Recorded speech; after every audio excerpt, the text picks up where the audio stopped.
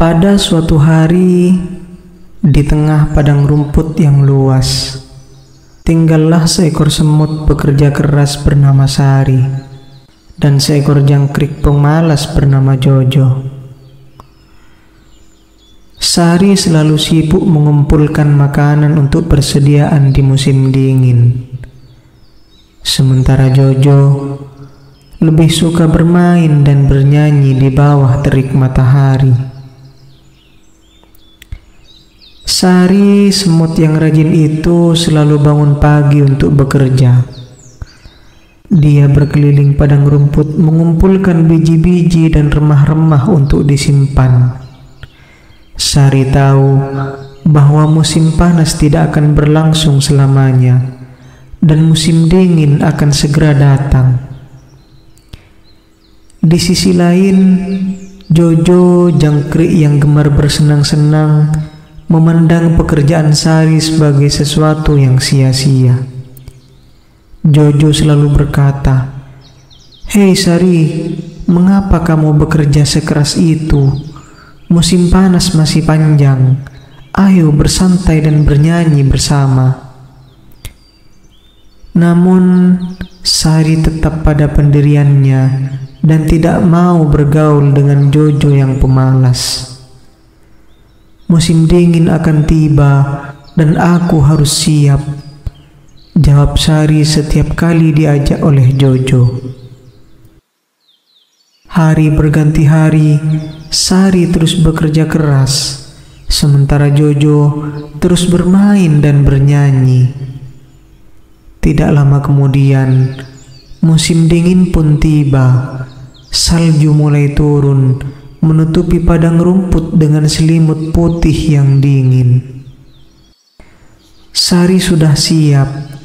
Dia memiliki cukup makanan untuk bertahan selama musim dingin dan bersembunyi dengan nyaman dalam sarang yang hangat yang telah dibangunnya dengan susah payah.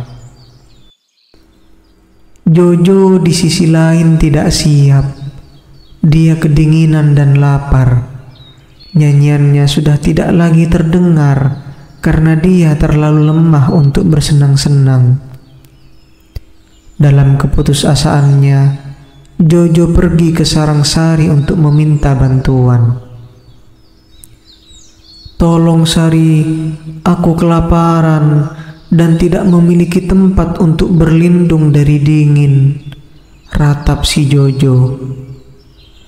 Sari yang memiliki hati yang baik tidak tega melihat Jojo dalam keadaan demikian. Dia mengingatkan Jojo, "Aku telah memperingatimu untuk bersiap-siap, tetapi kamu memilih untuk bermain daripada bekerja." Namun, Sari tidak bisa melihat teman padang rumputnya menderita. Dia membagikan sedikit makanan yang dia miliki dan mengizinkan Jojo untuk tinggal bersamanya sampai musim dingin usai. Melalui pengalaman ini, Jojo belajar pentingnya persiapan dan kerja keras. Dia berjanji pada dirinya sendiri bahwa begitu musim dingin berlalu, dia akan bekerja sekeras Sari untuk memastikan dia tidak akan terjebak dalam situasi serupa di masa depan. Dan begitulah semut dan jangkrik belajar untuk hidup berdampingan, menghargai kekuatan dari kerja keras, serta kenikmatan dari istirahat dan permainan di waktu yang tepat. Mereka menjadi contoh bagi semua makhluk di padang rumput bahwa keseimbangan dalam kehidupan adalah kunci kebahagiaan.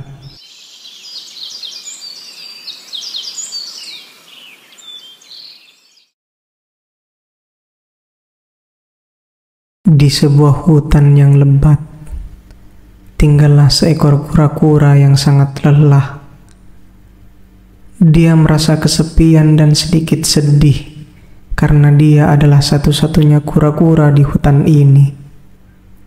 Suatu hari, dia memutuskan untuk pergi mencari teman.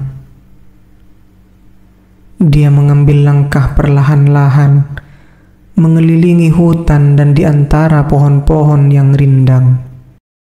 Tiba-tiba, dia melihat seekor gajah yang besar dan kuat di kejauhan. Hatinya berdebar-debar dengan harapan bahwa gajah itu mungkin mau menjadi temannya. Ketika kura-kura itu mendekati gajah dan menyapanya dengan lembut, gajah itu menoleh dan tersenyum lebar. "Hai kura-kura kecil, kamu ingin menjadi temanku?" tanya gajah dengan ramah. Kura-kura itu mengangguk senang. "Ya, tentu saja. Saya merasa sangat kesepian dan ingin sekali memiliki teman." Gajah itu tersenyum dan berkata, "Baiklah, kita bisa menjadi teman yang baik. Ayo ikuti aku ke tempat tinggalku di hutan." Kura-kura dengan senang hati mengikuti gajah itu. Mereka berjalan bersama dengan kura-kura berjalan sangat perlahan, sementara gajah berjalan dengan langkah-langkah yang cepat. Ketika mereka tiba di tempat tinggal gajah, kura-kura kagum melihat betapa besar dan kuatnya rumah itu. "Wow! Rumahmu sangat indah, gajah. Apa yang bisa kita lakukan sebagai teman yang baru?" Gajah itu tersenyum dan berkata, "Ada banyak hal yang bisa kita lakukan bersama dalam hutan ini. Kita bisa menjelajahi hutan, mencari makanan, dan bahkan bermain permainan." Kura-kura itu sangat senang dengan ide-ide itu. Mereka menghabiskan banyak waktu bersama, menjelajahi hutan, dan bermain permainan. Meskipun kecepatan kura-kura itu lambat, gajah bersabar dan selalu menunggu kura-kura mengejar.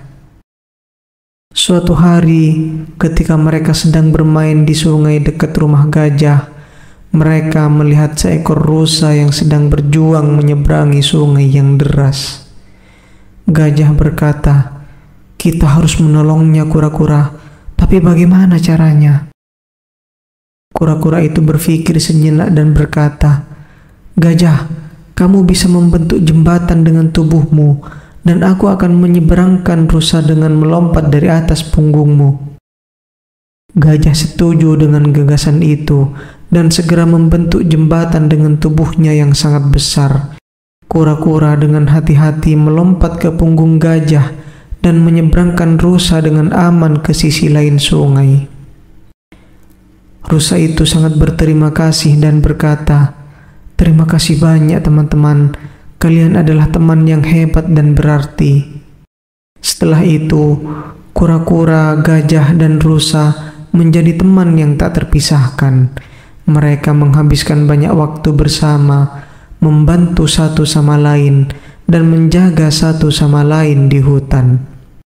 Kura-kura belajar bahwa meskipun dia lambat, dia memiliki kekuatan unik dalam setiap situasi dari sudut pandang yang berbeda.